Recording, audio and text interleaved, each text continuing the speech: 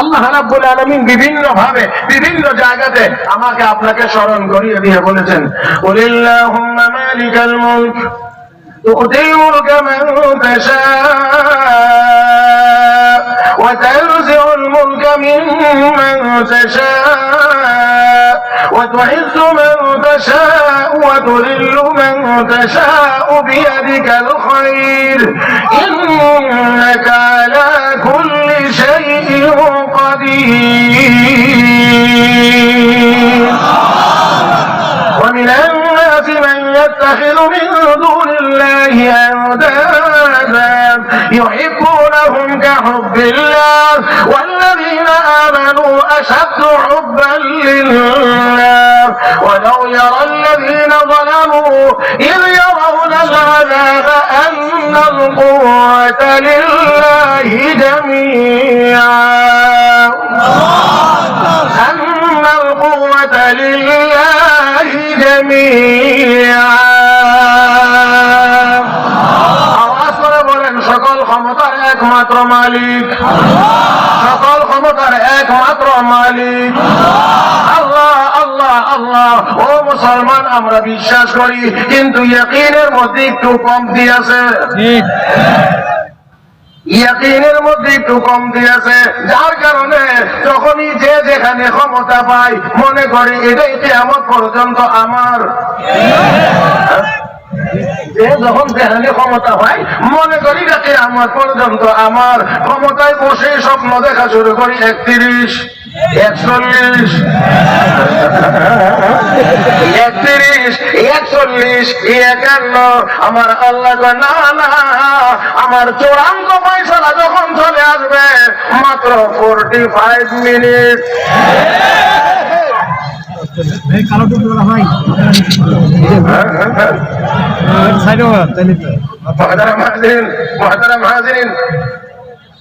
আপনাদের জানা থাকার কথা, সাইয়েদনা হযরত সুলাইমান আলাইহিস সালাতু ওয়াস সালামের দরবারে একটা পাখি ছিল, এর নাম ছিল হুদহুদ।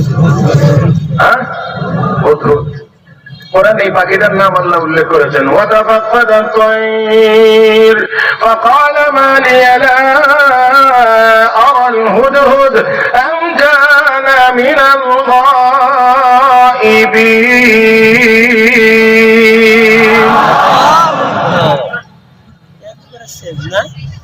এই হুদহুদ সুলাইমান আলাইহিস সালামের সিংহাসনে থাকতো। সুলাইমান আলাইহিস সালাতু ওয়াস সালাম এই সিংহাসন নিয়ে আকাশে উঠতেন।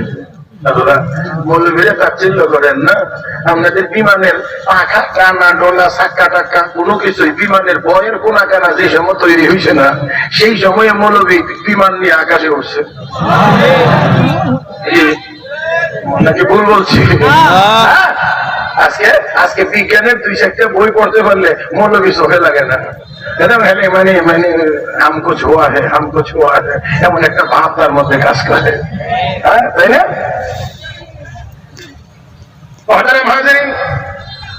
এটা একটু পিছিয়ে দেন, এই ভাইদের কষ্ট হইতেছে। মাশাআল্লাহ, যাক এখন একটু জেলখানা থেকে মুক্ত হয়েছেন, আলহামদুলিল্লাহ আলহামদুলিল্লাহ। জি, একেবারে আমার দিক সুলাইমান আলাইহিস সালাতু ওয়াস সালামের দরবারে এই হুদহুদ থাকতো। সুলাইমান নবী সিংহাসন নিয়ে আকাশে উঠতেন, আকাশে উঠতেন, আকাশে উঠতেন। হুদুহা শাহরুন ওয়া রাওয়াহুহা শাহর। এক সকাল উঠলে 1 মাসের রাস্তা যাইতেন, আবার বিকাল বেলা 1 মাসের রাস্তা ঘুরে চলে আসতেন। তেল লাগতো না 1 লিটার, তেল লাগতো না 1 লিটার, তেলই লাগতো না, লিটার তো পরে তেলই লাগতো না। আকাশের বাতাসকে আল্লাহ সুলাইমান আলাইহিস সালামের অধীনস্থ করে দিয়ে রেখেছিলেন। ও বন্ধুরা, এই জন্য সুলাইমান নবীর সিংহাসন ওড়ার জন্য 10,000 ফিট লম্বা কোনো রানওয়ের দরকার হইতো না, সার্বক্ষণিক এটিসি বা এয়ার ট্রাফিক কন্ট্রোলের সাথে যোগাযোগেরও কোনো দরকার হইতো না, ল্যান্ড করার জন্য কোনো আশঙ্কা ছিল না। বাতাস ওঠাও উপরে তো উঠাইছে, চালাও তো চলছে, দাঁড়াও তো দাঁড়াইছে, নামাও তো নামাইছে।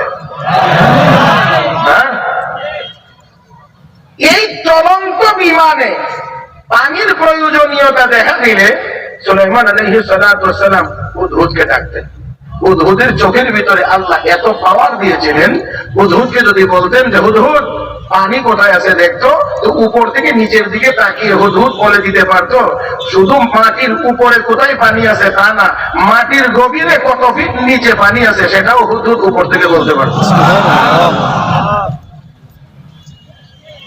কিন্তু এবার খুব গুরুত্বপূর্ণ কথাটা শুনেন, চোখে এত পাওয়া, সেই হুদহুদকে সুলাইমান আলাইহিস সালাম জিজ্ঞেস করেন, হুদহুদ তোকে যখন জিজ্ঞেস করি পানি কোথায় আছে, তুই মাটির নিচের পানির সন্ধান দিতে পারিস, তো তোদেরকে ধরবার জন্য শিকারীরা যে জাল পেতে রাখে, এই জাল তো মাটির উপরে থাকে, এই জালে ধরা কেমনে ধরা পড়িস?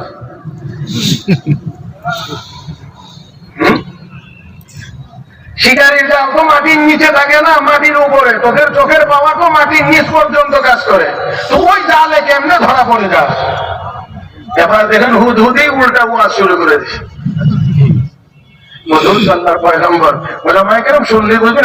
জানাই আছে এখানে অনেক বড় বড় বিজ্ঞ ওলামায়ে কেরাম আছেন, আমি বিশ্বাস করি এখানে এমন ওলামায়ে কেরাম আছেন যারা আমাকে পড়ানোর উপযুক্ত। আল্লাহ সকল ওলামায়ে কেরামের হায়াতে বেশি বেশি বরকত দান করুন। হুদহুদ সুলাইমান আলাইহিস সালামকে বলছেন, আল্লাহর পয়গম্বর, ইরা জা আল কদর আমি আল বাসার, ইরা জা আল কদর আমি আল বাসার, আল্লাহর চূড়ান্ত ফয়সালা যখন চলে আসে তখন চোখ বন্ধ হয়ে যায়। রাইসুল মুফাসসিরিন হযরত আব্দুল্লাহ ইবনে আব্বাস রাদিয়াল্লাহু তাআলা আনহু সেই জন্য বলেন, কাইফা ওয়াক্কাফ কাইফা ইয়ারাল হুদহুদ বাতিনাল আরদ ওয়া হুয়া লা ইয়ারাল ফখরা হিনা ইয়াকাউ ফি। হে দুনিয়ার বুদ্ধিমানেরা, বিচক্ষণেরা, চালাকেরা, তারা সবগুলো চালাক তো, যারা এরকম চিন্তা ভাবনা করে সবটি চালাক না। হ্যাঁ, যারা আমরা বানর বানাইতে চাইছিল এরা তো আরো বড় চালাক, ওরা জানে না লাগে।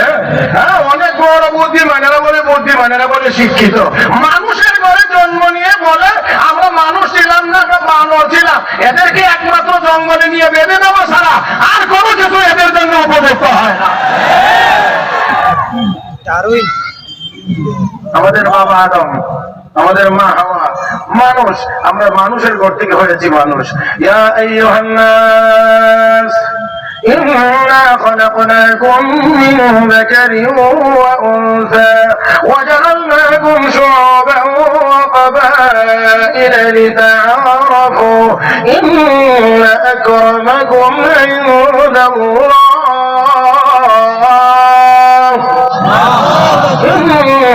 أكرمكم عند الله أتقاكم।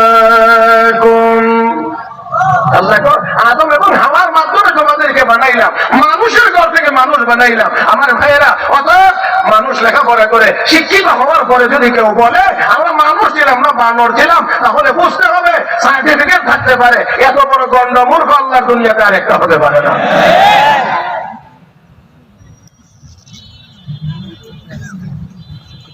তো বলছিলাম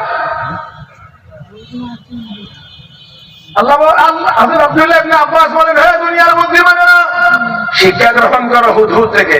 যে হুদহুদ মাটির নিচের পানি দেখে কিন্তু শিকারীর জাল দেখে না, তার মানে হলো আমার আল্লাহর চূড়ান্ত সিদ্ধান্তের সামনে কোন যোগ্যতা কাজ করে না, সব অচল, সব বিকল হয়ে যায়। মালয়েশিয়ার বিমান 250 প্যাসেঞ্জার নিয়ে যে কোথায় হারাইল, আজও পর্যন্ত বিজ্ঞান একটা নাট বল্টু উদ্ধার করতে পারলো না।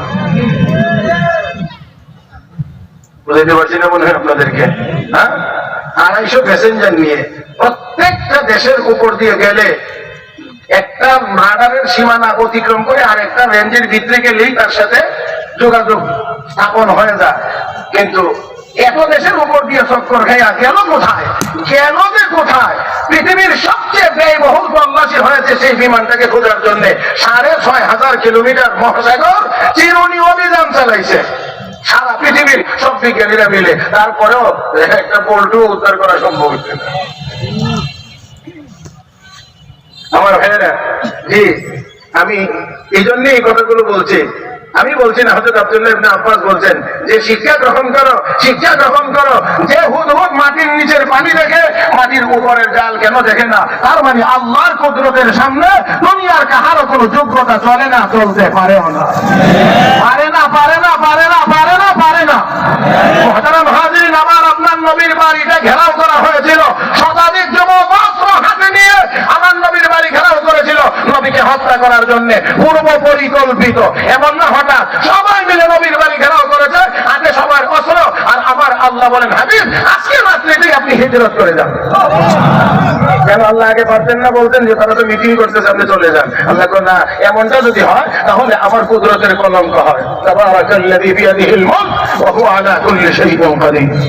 আমার কুদরতের কলঙ্ক হয়, তাহলে বোঝা গেল তারা বেষ্টন করলে বা ঘেরাও করলে আমি আল্লাহ বাঁচাইতে পারি না। এই জন্য আগে সরাইয়া দিছি। এই জন্য আমার আল্লাহ এই কাজ করেন নাই। ওলামায়ে কেরাম এখানে আছেন জানবেন, মুসা আলাইহিস সালাতু ওয়াস সালামকে ঠেকানোর জন্য ফেরাউন আগে থেকেই বনি ইসরাইল গোত্রের সকল ছেলে সন্তানদেরকে সন্তান ছেলে জন্ম নিলেই হত্যা, সন্তান জন্ম নিলেই হত্যা। এভাবে কিছুদিন লাগাতার ধারাবাহিকভাবে হত্যা যজ্ঞ চালানোর পরে তার উপদেষ্টারা কয়, আমরা খোদা, এটা কেমন খোদা তার উপদেষ্টারা চালাইতে হয়? আপনারা কি আমার কথা বুঝেন? এটা কেমন খোদা যেই খোদাকে উপদেষ্টারা উপদেশ দিয়ে চালাইতে হয়? আমার আল্লাহ কি কারো উপদেশের মুখাপেক্ষী? আল্লাহু আহাদ আল্লাহুস সামাদ, আমার আল্লাহ কারো মুখাপেক্ষী না, দুনিয়ার সব আমার আল্লাহর মুখাপেক্ষী। উপদেষ্টা এরকম মহারাজ যেমনি কাটা শুরু করছেন, কিছুদিন পরে কাজের লোক পাওয়া যাবে না, তাহলে কি করবো? 1 বছর কাটেন, 1 বছর রাখেন, অনেক তো কাটলেন, তো ঠিক আছে 1 বছর রাখলাম, 1 বছর কাটলাম, 2025 সাল নিরাপদ, এই বছরে কোনো কাটাকাটি হবে না, 26 সালে আবার যা হবে সেগুলো কাটবো। নিরাপদ বছরে আপনার আমার সকলের যুগ দিয়ে বলে এই বছরে মুসা আলাইহিস সালামকে দুনিয়াতে পাঠিয়ে দেওয়া দরকার, যেহেতু নিরাপদ বছর, তাই না? নিরাপদ বছর। আল্লাহ কো না, এই বছরে হারুন আলাইহিস সালাম দিয়ে দিলাম, হারুন রে পাঠাইছি। আপনার আমার যুক্তি আর বুদ্ধি তো আল্লাহ চলেন না। আল্লাহ যদি নিরাপদ বছরে মুসা নবীকে পাঠাইতে হয়, তার মানে হলো ফেরাউনের হাত থেকে বাঁচানোর ক্ষমতা আল্লাহ আমাদের কি মনে হয় নাই? লিখেছেন মুসা আলাইহিস সালামের মাথার উপরে হত্যার তরবারি এসেছে 9 বার। মুসা আলাইহিস সালামের মাথার উপরে হত্যার তরবারি এসেছে 9 বার। আমার আল্লাহ 9 বার হত্যার তরবারি সরায়া মুসা নবীকে হেফাজত করেছেন। আর ফেরাউন নালে নিচে নেওয়ার মতো একবার নদীর ঘাটে একবারই শেষ।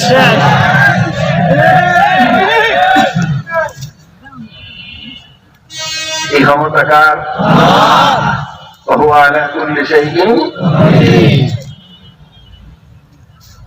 মুহতারাম হাজিরিন, তো আমার আপনার নবী বাড়িটা গেরাও, আল্লাহ কো হাবিব আজকেই হিজরত করবেন, আজকেই হিজরত করবেন। শত্রুরা দাঁড়িয়ে আছে আর এদিক দিয়ে আল্লাহ কয় আপনি আজকেই বের হবেন। ও আল্লাহ, বাহ্যিক ভাবে তাকাইলে তো দেখা যায় শত্রুরা আপনাকে মারবার জন্য আইছে, আর আল্লাহ যেন নির্দেশ দিয়ে বলছেন একটু বাইরে যান আর আপনার কতর মারক।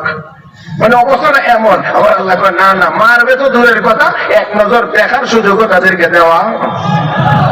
وَإِذْ يَمْكُرُ بِكَ الَّذِينَ كَفَرُوا لِيُثْبِتُوكَ أَوْ يَقْتُلُوكَ أَوْ يُخْرِجُوكَ وَيَمْكُرُونَ وَيَمْكُرُ اللَّهُ وَاللَّهُ خَيْرُ الْمَاكِرِينَ।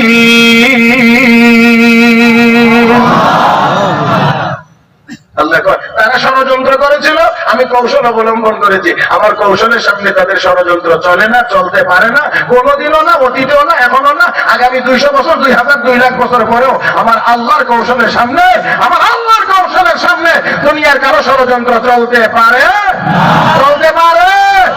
সীমা লঙ্ঘন হলে, সীমা লঙ্ঘন হয়ে গেলে আল্লাহ রাব্বুল আলামিন তাদেরকেই সরায়া দেন।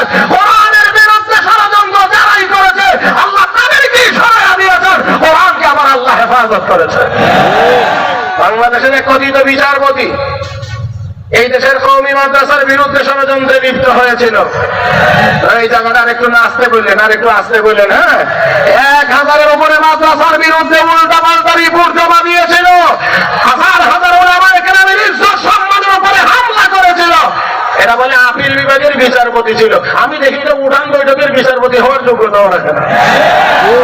ভাষা এত খারাপ, এটা এত খারাপ, এটা ভাষা এত খারাপ।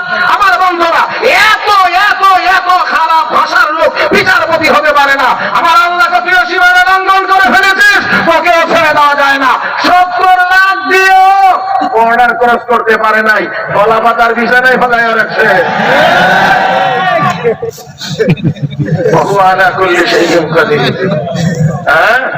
ক্ষমতা কার হাতে? ক্ষমতা কার হাতে? এই আল্লাহর নামটা মহব্বতে বলেন আল্লাহ, আর একবার বলেন আল্লাহ। খারাপ লাগে নাকি? খারাপ লাগে? ডাকবেন তো আল্লাহর নামটাই ডাকবেন, আল্লাহকেই তো বড় করে ডাকবেন, মহব্বত করে ডাকবেন তো আল্লাহকেই তো ডাকবেন। ডাকার জন্যই তো আল্লাহকে, ডাকার জন্যই তো আল্লাহ আমাদেরকে বানাইছেন। ডাকবো তো আল্লাহকেই ডাকবো, ডাকবো তো আল্লাহকেই ডাকবো। কথাগণ কথাগণ বলেন, কারে ডাকবো? কারে কারে কারে? আল্লাহ আমাদের সবাইকে তৌফিক দান করুন। কষ্টের কথা বলি, সেটা হলো এই, জবানটা আমার আল্লাহ দিয়েছেন আল্লাহকে ডাকার জন্য। আলাম নাজআল লাহু আইনাইন ওয়া লিসানান ওয়া শাফাতাইন। ও বান্দা, চোখ দুইটা কি আমি দেই নাই? ঠোঁট দুইটা কি আমি দেই নাই? জিহ্বাটা কি আমি দেই নাই? এই জিহ্বাটা আমি দিছি আমাকে ডাকবার জন্য। কিন্তু কপাল পোড়া আমরা মুসলমান, সারাদিন হাজার হাজার কথা হয়, কিন্তু মালিকরে ডাকি না। শুধু আল্লাহর নামটা উচ্চারণ হয় না, সব হয়। যেই মালিক জবান দিলেন সেই মালিকরে একটু ডাকি না।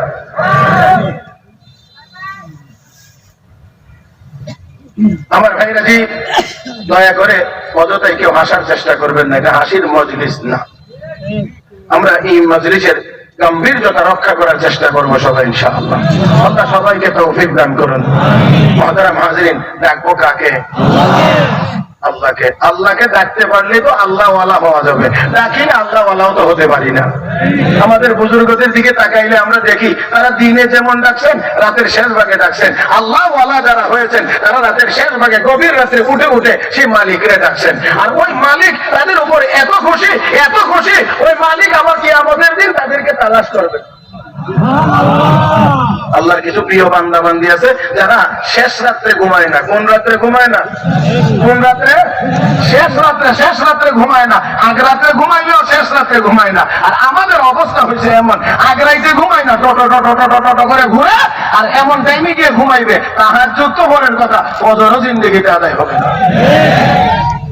ওয়াইবাদুর রহমান الذين يمشون على الأرض هونا وإذا خاطبهم الجاهلون قالوا سلاما والذين يبيتون لربهم سجدا وقياما والذين يقولون ربنا اصرف عنا عذاب جهنم إن عذابها كان غراما إنها مستقر ومقاما تتجافى جنوبهم عن المضاجع يدعون ربهم خوفا وطمعا ومما رزقناهم ينفقون فلا تعلم نفس ما أخفي لهم من قرة أعين جزاء بما كانوا يعملون عارف زرقان الله কিছু প্রিয় বাংলা বাংলি আছে যারা রাতের শেষ ভাগে উঠে উঠে নামাজে দাঁড়ায়, আল্লাহর সামনে দাঁড়িয়ে যায়, নামাজে কদমে পড়ে যায়, মালিকের সাজদায় নামাজ পড়ে আল্লাহ রব্বানা আসরিফ আন্না আযাব জাহান্নাম, আল্লাহ জাহান্নামের আযাবকে আমাদের কাছ থেকে দূরে সরাইয়া দাও। আওয়াজ করে বলেন মুসলমান, আমরা কি জাহান্নামে যাইতে চাই? আওয়াজ করে বলেন যাইতে চাই? না না না, আমরা জাহান্নামে যাইতে চাই না। জাহান্নাম কোনো ভালো জায়গার নাম না, এটা কোনো ভালো ঠিকানার নাম না। লা ইয়াগুরুন্নাকা তাকাল্লুবুল লাযীনা কাফারু ফিল বিলাদ মাতাউন قليل ثم مأواهم جهنم وبئس المهاد আল্লাহ কয় এটা জাহান্নাম বড় নিকৃষ্ট জায়গা। আমরা যাইতে চাই কোথায়? যাইতে চাই কোথায়? যাইতে চাই কোথায়?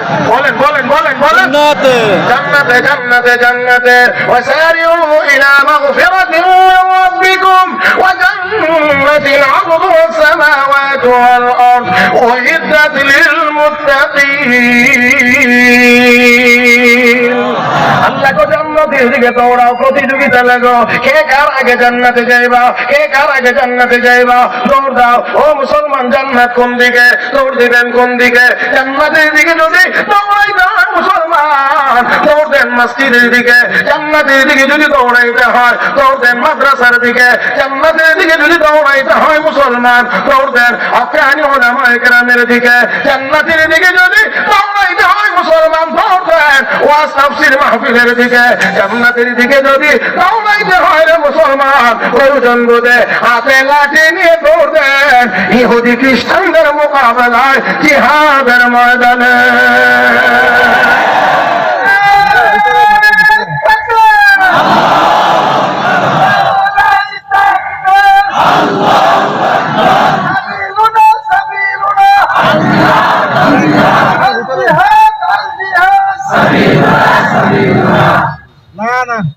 আমার ভাইরা, যাবো কোন দিকে? এটা বললেন মা ইয়ালফিযু মিন কাওলিন ইল্লা লাদাইহি রাকীবুন আতীদ। যা উচ্চারণ করবেন ফেরেশতারা লিখবে। জাহান্নামে যাবো না এটাও লিখবে, জান্নাতে যাবো এটাও লিখবে। বারবার বলেন না তো আমল নামার মধ্যে লিখে যাবো বারবার। আল্লাহ দিকে মরে যদি জান্নাতে যাইতেছে, জাহান্নামে বলে যাইবো না রে। মাই আল্লাহকে দেখতে পারে না। অনেক সময় ফোন দেখবেন মাফে না করে চলে আমি যাবো,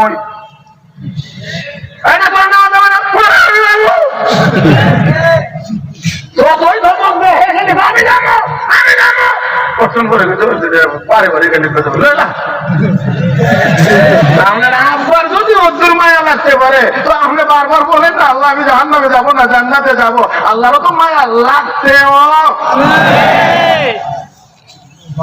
রহমতে খুদাবন্দি বাহানা মেজে। আল্লাহর রহমত বাহানা তালাশ করবে, কোনো বাহানা নেই হওয়া যায়। মৌলবী যাবে কি একটু এক বছর হানি দিয়েছিলেন ওজুর জন্য, হাদিসে আছে এটারও ছিল আল্লাহ অনেকটা মাফ করবেন না। আপনারা আবার মনে করবেন যে হুজুরে খালি তাজিম করবার জন্য, করলেও হুজুর হুজুর, না করলেও হুজুর। বাকি হুজুরকে তাজিম করলে যারা করবে তাদের কপাল ভালো হবে, আর যারা যারা যারা যারা তাজিম করবে না ওই কলা ভাষা।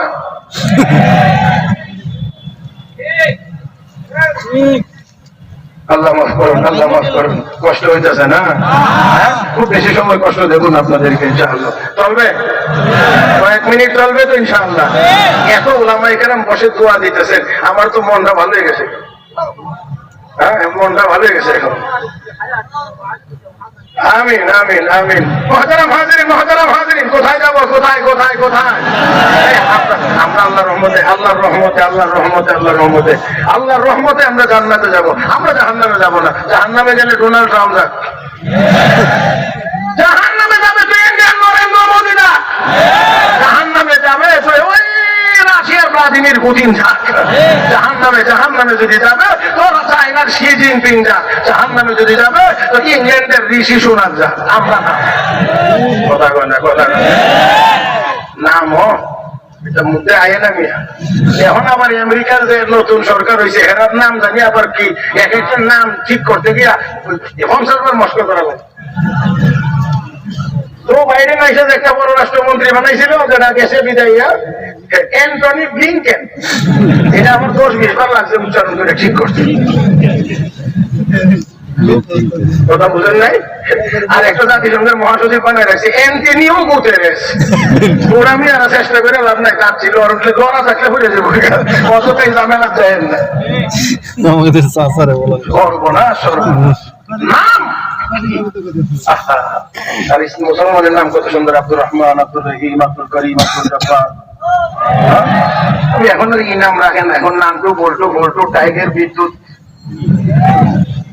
টাইগার ছেলের নাম বলে টাইগার, ছেলের নাম বলে হয় বিদ্যুৎ। হায় হায় হায়, এক জায়গায় গিয়া দেখলাম এক মেয়ের নাম রাখছে সাইক্লোন।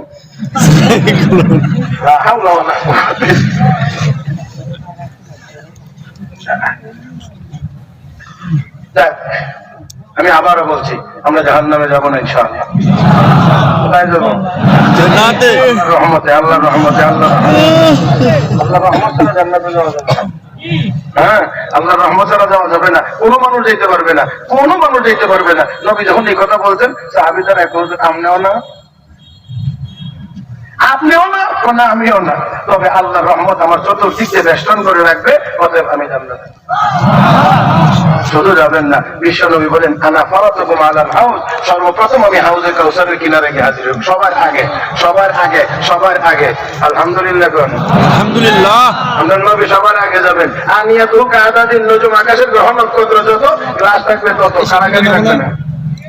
মানে আমারটা আমিনি না ভাই, আমিনি না ভাই, আমিনি না ভাই। আমার নবী এই জন্যই বলছিলেন মনে হয় 1000 বছর আগে, যাতে আমাদের এই মানসিকতা তৈরি না হয় যে ক্লাস কয়টা থাকবে আমরা সবাই ভাঙবো।